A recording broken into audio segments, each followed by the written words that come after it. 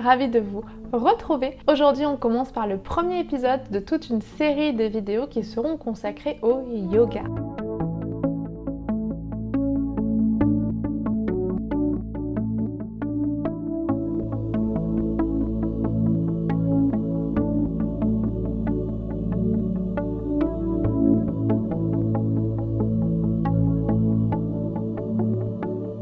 Donc dans cette série, on abordera la formation de professeur de yoga, l'enseignement du yoga, la difficulté de vivre du yoga et je répondrai à toutes vos questions. Pour cela, il suffira de me laisser un petit commentaire à la fin de chaque vidéo et je ferai des épisodes spéciaux pour répondre à toutes les questions. Donc si vous n'êtes pas déjà abonné à ma chaîne, je vous invite à le faire, comme ça vous serez sûr de louper aucun épisode. Donc dans cette toute première vidéo, j'avais envie de vous parler de ma découverte du yoga. Pourquoi est-ce que je commence par là? Donc c'est pas juste un trip égocentrique ou quoi, mais c'est juste que je pense que c'est important d'être sincère, d'être honnête, d'être transparente sur ce qui m'a amenée au yoga pour voir si ça vous parle ou si ça vous parle pas du tout. De cette manière, vous verrez si les épisodes suivants vous intéresseront ou pas. Donc j'ai découvert le yoga il y a environ 10 ans de ça. Donc je suis rentrée assez jeune dans la fonction publique, j'avais 19 ans quand j'ai réussi mon premier concours. Du coup, je suis partie à Paris, donc pour la formation puis pour travailler. C'était une période qui était assez particulière, donc pour plein de raisons. Je commençais ma vie active, jeune, je partais du monde étudiant, ce qui était quand même pas forcément facile comme transition. Et surtout, je me sentais pas très bien dans ma peau, c'est-à-dire que j'avais un gros mal-être en moi et pour le cacher, j'avais pas choisi de me rendre invisible en me cachant sous des gros pulls ou quoi. Au contraire, j'avais fait l'inverse, c'est-à-dire que je souriais beaucoup, j'essayais de bien présenter, de bien m'habiller et de cette manière, c'est vrai qu'on me posait pas de questions. Par contre, on me prenait pas mal pour une pain bêche, mais finalement, la distance, la froideur que je pouvais faire ressentir aux gens, c'était surtout pour cacher un petit peu tout ce malaise que j'avais en moi. Je vous raconte ça parce que c'est important de comprendre que souvent, quand on prend un premier cours de yoga, c'est pas forcément par hasard. Parfois, on s'en rend pas compte tout de suite. Mais si on s'est dirigé vers ça plutôt que juste un cours de RPM ou juste aller courir, il y a une raison, c'est-à-dire qu'on cherche quelque chose de parfois un peu plus profond. Et je pense que quand on a envie de devenir enseignant, je pense que c'est important de prendre conscience de ça par rapport aux élèves qui viennent dans nos cours. Donc dans la fonction publique, on n'a pas de comité d'entreprise à proprement parler, mais on a des associations sportives en fait qui se chargent d'organiser plein d'activités. Parmi toutes celles proposées, il y avait le yoga. Et je sais plus comment j'ai eu envie d'y aller, je sais plus pourquoi vraiment j'ai eu envie d'y aller, mais je savais que ça m'attirait. Et du coup, j'ai demandé à une collègue, ou c'était la collègue qui m'en avait parlé en premier, je me souviens plus très bien, mais toujours est-il qu'on y allait à deux, donc on a commencé à faire du yoga ensemble au début, mais on se prenait des fous rires tout le temps, on comprenait rien. La prof était assez sévère, donc c'est vrai que c'était pas les conditions idylliques pour commencer le yoga, mais c'est vrai que les cours de cette prof étaient vraiment super, donc c'était du Hatha Yoga. Donc pour ceux qui connaissent, donc il y a la partie asana, donc la partie posture de yoga. On avait aussi au début, on faisait pas mal de pranayama, donc les exercices de respiration, et à la fin on finissait par de la relaxation. Et c'est vraiment lors de ces relaxations que j'ai pris entre guillemets une grosse claque en me rendant vraiment compte à quel point en fait j'étais pas dans mon corps. Ça peut paraître très bizarre pour les personnes qui n'ont jamais eu cette sensation, mais parfois la vie, les événements font que pour nous protéger, je pense, il y a vraiment une dissociation. C'est comme si on n'habitait plus dans notre corps. J'arrive pas à l'exprimer d'une autre manière, donc je pense qu'il y a des manières bien meilleures de l'expliquer, mais en tout cas c'est vraiment la sensation que j'ai eue. Et je me souviens lors de relaxation où elle nous faisait faire comme un scan corporel et je me rendais compte à quel point j'avais des zones mortes. J'ai pas d'autres mots. J'avais vraiment des zones qui étaient totalement vides. Et c'est là où je me suis vraiment rendu compte qu'il y a ce qu'on voit du yoga, surtout avec les réseaux sociaux, donc les postures incroyables, etc. Mais il y a vraiment ce que le yoga nous fait ressentir. Et je sais que ce que le yoga m'a permis de ressentir lors de ces premières séances, ça a vraiment été cette première pierre que j'ai posée sur le le chemin d'une reconstruction intérieure. C'est pour ça que finalement le yoga aide autant de monde et c'est aussi pour ça que j'ai eu envie de l'enseigner parce que j'étais une parfaite ambassadrice entre guillemets de ce que le yoga m'avait permis de reconstruire. Et je pense que c'est important de ressentir que le yoga c'est pas juste un exercice physique ou c'est pas juste des exercices de respiration, c'est même pas juste de la relaxation. Il y a vraiment quelque chose qui se passe au niveau vraiment émotionnel, vraiment au niveau interne, qui peut vraiment nous permettre pas de tout régler, loin de là. Le yoga n'a pas résolu tout, mais c'est un premier pas souvent. Et c'est vrai que l'ouverture du corps, commencer par le corps pour régler un problème plus profond, je pense que c'est une super porte. Je suis allée au yoga parce que j'avais envie de découvrir et je suis restée parce que j'ai été convaincue de cette pratique. Et je pense que c'est ça qui a fait toute la différence.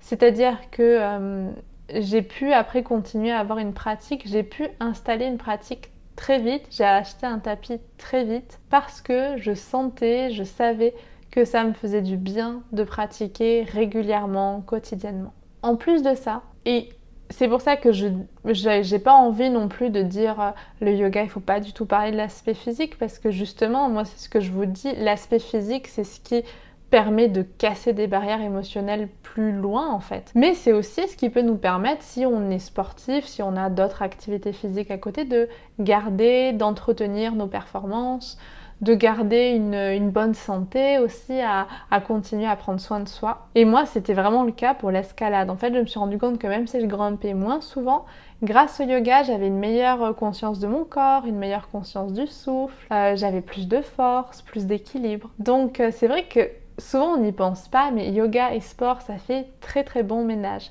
Même si le yoga n'est pas un sport, il est un excellent complément d'un sport. Ce qui s'est passé de particulier avec le yoga, c'est que j'ai très très vite eu envie de le partager. C'est-à-dire que j'en parlais un petit peu au bureau, avec mes collègues, et puis quand je suis partie de Paris, donc assez rapidement, je suis restée qu'1 an et 2 mois à Paris. Je suis allée en formation, j'avais réussi à notre concours et là j'en parlais aux copains, aux copines de formation en fait. Et c'était vraiment un truc que j'avais vraiment envie de partager.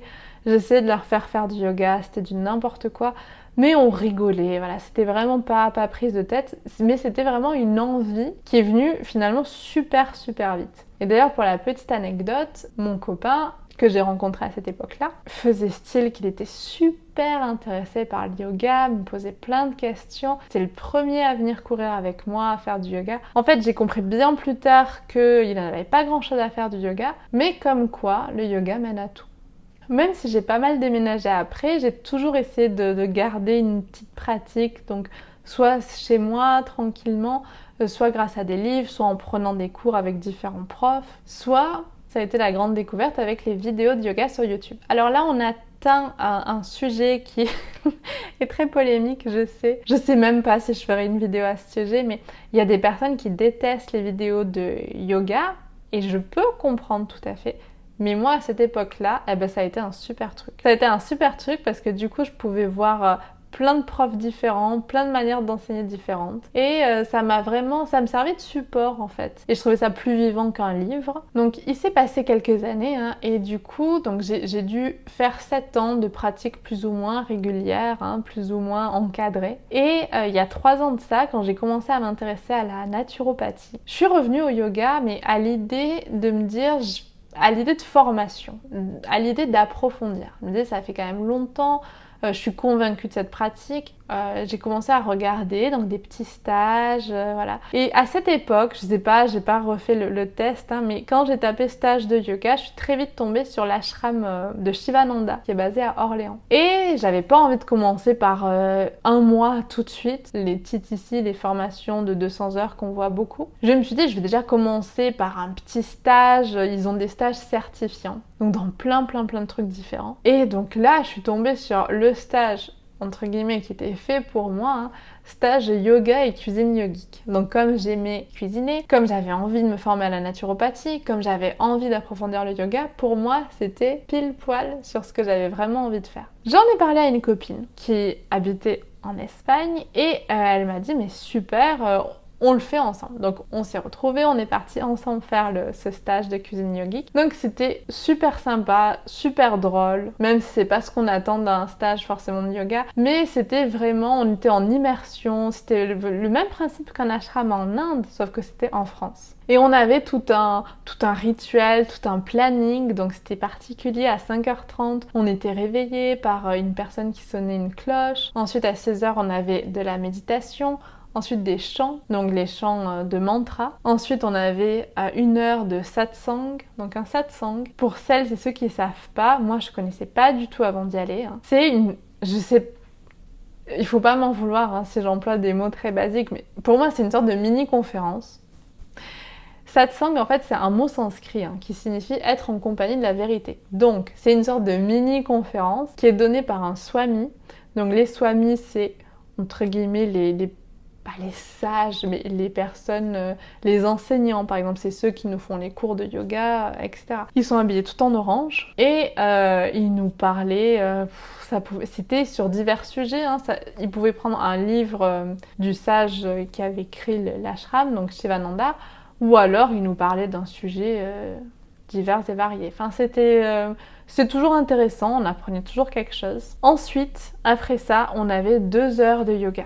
Donc c'était du Hatha Yoga, c'était assez intense. C'était assez particulier dans la mesure où on était très nombreux. Donc il y avait le swami souvent qui faisait le cours. Et ensuite les assistants. Donc les assistants ils étaient habillés en jaune et blanc. Nous on les appelait les padawans parce que je sais pas comment les appeler autrement. Mais donc ces padawans ils étaient là pour vérifier si on était bien installé, enfin si on était bien aligné, etc., etc. Ensuite on mangeait. Donc on mangeait que 2 fois par jour mais on mangeait super bien. On avait différents plats, donc cuisine yogique, végétarienne, lacto-végétarienne, c'est-à-dire il y avait du lait, il y avait des produits laitiers, mais il n'y avait pas d'œufs. Ensuite, après ça, on avait le karma yoga. Donc le karma yoga, c'est ce qu'on appelle le service désintéressé. C'est-à-dire qu'on participe à la communauté, on range, on nettoie, on fait la cuisine. Et ce que je trouvais super sympa dans la mesure où ça nous permettait d'échanger les uns avec les autres. Ensuite, nous, on avait les cours de cuisine yogique. Ensuite, de nouveau, c'était un petit peu du karma yoga parce qu'il fallait tout ranger, tout nettoyer, etc. Ensuite, on mangeait. Et ensuite, de nouveau karma yoga, je crois. Oui, parce que là, il y avait beaucoup moins à faire. Nous, souvent, on allait arranger la salle de méditation.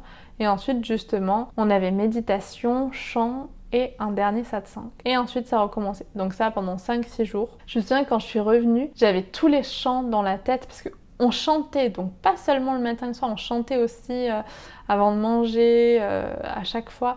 Donc du coup, c'est vrai que c'était... je suis revenue, j'avais que des mantras, j'avais vraiment l'impression qu'on m'avait pas lobotomisée, mais les mantras étaient super présents. Je travaillais encore dans la fonction publique, donc j'étais vraiment déconnectée, on me parlait, moi j'étais encore à fond, j'étais super zen, très apaisée. Mais c'est vrai que ce stage, en fait, nous avait donné un bon aperçu de la formation de yoga qu'il proposait à Shivananda. Et donc, on s'était dit avec ma copine, on va peut-être la faire. Donc, on avait demandé quelle est la meilleure période pour la faire. Parce que le truc... Alors, je sais pas si c'est bien ou mal, mais moi, c'est pas forcément le genre de choses dans lequel je me sens super à l'aise pour apprendre. C'est que c'était des gros groupes. Donc on nous disait que l'été c'était les plus gros groupes, je crois il y avait une 60aine de personnes.